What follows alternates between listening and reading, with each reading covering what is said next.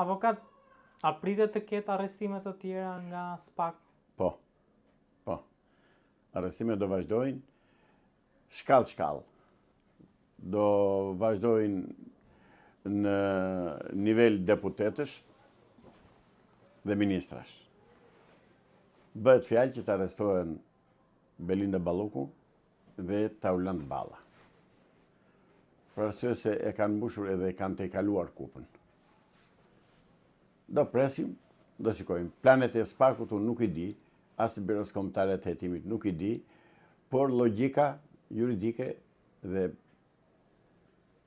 penale më thotë që do ketë arrestime se s'bën. Po nga ana e Partisë Demokratike do ketë ndonjë masë sigurie nga ana e SPAK-ut? Partia Demokratike ka probleme të mëdha me elektoratin e saj dhe me ato të ashtu quajturat që janë shumë kriminale, listat e mbyllura. Se e thoni këto? Nga momenti ja do ta them, nga momenti që harton një listë me kandidat për deputet të panjohur nga publiku, që aty nuk ke më zgjedhje, ke vetëm urdhër, do votosh këta që dua unë edhe pik, këta që do Kapobanda, që është kryetari i partisë. Për mua kryetarët e partive janë Kapobanda të gjithë pa përjashtim. Si të partive dhe të partitshkave. Janë e njëjta gjë. Ka 30 vjet kryetar partie ai Shpëtimi Drizi, 30 vjet kryetar partie ai tjetri. Thuaj këtë duash ti se në rregull je. Pra, nuk janë parti, janë grupe kriminale të organizuara, të legalizuara nga partia MÖM, që është partia e punës e Shqipërisë, të cilës i shërbejnë në mënyra nga më të ndryshme dhe në sektor nga më të ndryshmit. Pra, s'janë gjë tjetërve se janë rrëke të vogla që bashkohen ose ndahen tek lumi i madh, në deltë. Janë delta e partisë punës Shqipërisë, këto partiçkat. Po në fakt, kot lodhen, e kemi thënë në mënyrë të përsëritur, unë kam thënë në kanale të tjerë tek kolegët e tu, që zgjedhjet nuk do bëhen. Nuk do bëhen dhe situata politike, situata ekonomike, shoqërore dhe veprimtaria e krimit organizuar ka shtruar nevojë imediate që të ndryshojë komplet kjo klasë politike. Dhe do ndryshojë. Nuk do ketë më deputet nga këta që shohëm sot edhe kapardiset. Që sa marrin karikën e ministrit, ndrojnë makinën, marrin makinën më të shtrenjtë se kushdo tjetër. Pash para ca ditësh makinën e kryetares bashkisë Roskovecit. Modeli fundit të fundit, mbi 200.000-300.000 euro. Ku i gjeti parat kjo më gjëblerë këtë makinë? Pra, vjedhjet, këta tani janë iki e sipër dhe vjedhin shtëmundin. Tani janë kapë që të kapësh këta.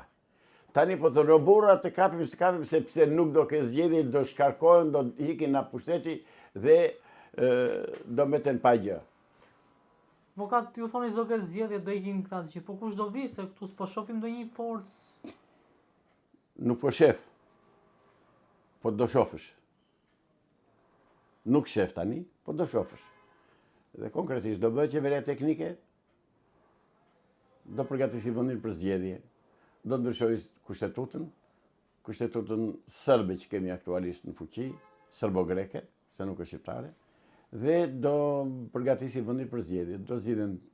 Do ndryshoj sistemi politik nga republikë parlamentare në republikë presidenciale, me 80 deputet, 41 senator, të gjitha këto të dhëna i keni dhe qytetarët tuaj, teleshikuesit tuaj mund t'i gjojnë në YouTube, në kanalin TV Shpresa. Kjo është adresa. Di shikojnë atje. Dhe do shikojnë që këto që them unë janë plotësisht të vërteta dhe të orientuara dhe të marra nga burim tepër i sigurt. Kaq. Avokat, si ju duket koalicioni i kryesuar nga zoti Berisha? Mos ma bëni më këtë pyetje mu. Është sport karavidesh more.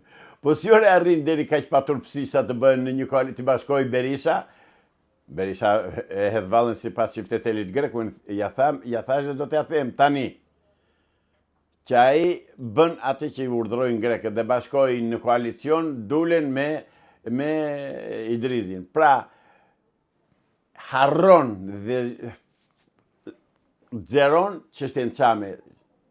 Shpëtimi Idrizi ka bërë me kohë, po e bën dhe Sali Berisha. Pra, shpëtimi Idrizi është një tradhtar i kombit të tij, i popullit të tij, i krahinës së tij. Është tradhtar, është i pabes.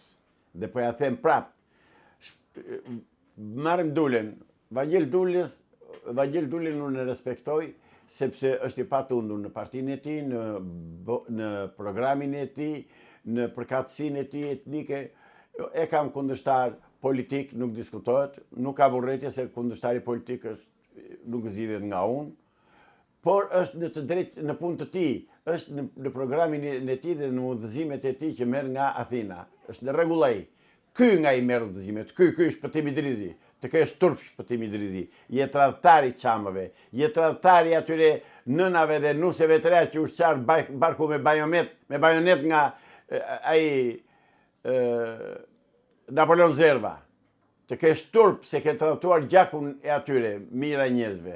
Vuajtjet e atyre çamëve që i shikojmë akoma në për video arkaike, të vjetra, shumë të vjetra, që kanë hequr zite e ullirit, janë torturuar dhe të merruar, janë djegur me zjarre me hekur nga grekët. Avokat, para 2-3 ditësh doli një sondazh të Euronews ku forcë të parë nxirrte Partinë Socialiste edhe forcë të dytë Partinë Demokratike. Shiko, ato janë dy parti të mëdha. Po në fakt janë e njëjta parti, është Partia e Punës. Dhe pse them është Partia e Punës? Shqiptarët duhet t'i hapin sy dhe të dëgjojnë këto që i them unë dhe t'i verifikojnë, jo se i them unë, t'i verifikojnë. Si do t'i verifikojnë? Po a them unë. Në 21 prill të vitit 2008, Partia Demokratike dhe Partia Socialiste, do të thënë Edi Rama dhe Sali Berisha u morën vesh që të ketë të ndryshojë kodi zgjedhor, të ndryshojnë në paragrafet e kushtetutës dhe të bëjnë zgjedhje tipike fashiste, komuniste, naziste. Që do të thotë, unë do kem sekret 46 veta të mos i di elektorati, por të votoj si parti dhe të tjerë pastaj kush të mbetet. Pra kjo është një tradhti, qofte e elektoratit të tyre, e kandidatëve të tyre që kanë dëshirë që të merren me politikë dhe të ecin përpara, të ndjekin karrierën politike, qofte edhe për qytetarin e thjeshtë. I thot qytetari i thjeshtë, demokratit, hajde voto ti për këtë bllokun këtu. Se për bllokun po voton, ose për zarfin. Do votoj për zarfin qytetari shqiptar.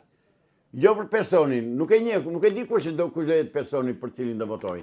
Vota janë këto, zgjedhja janë këto, demokracia është kjo. Turp të vijë të dyve, po veçanërisht Berishës. Pse Berishës? Sepse Berisha vati ju fal Edi Ramës. Berisha e kërkoi këtë gjë për të garantuar ekzistencën e tij në politikë. Nuk do jesh në politikë se Sali Berisha ta kam thënë në kanale tjera dhe mbaj mend. Nuk do bën zgjedhje, nuk do hysh në politikë, do futesh atë të ke vendin.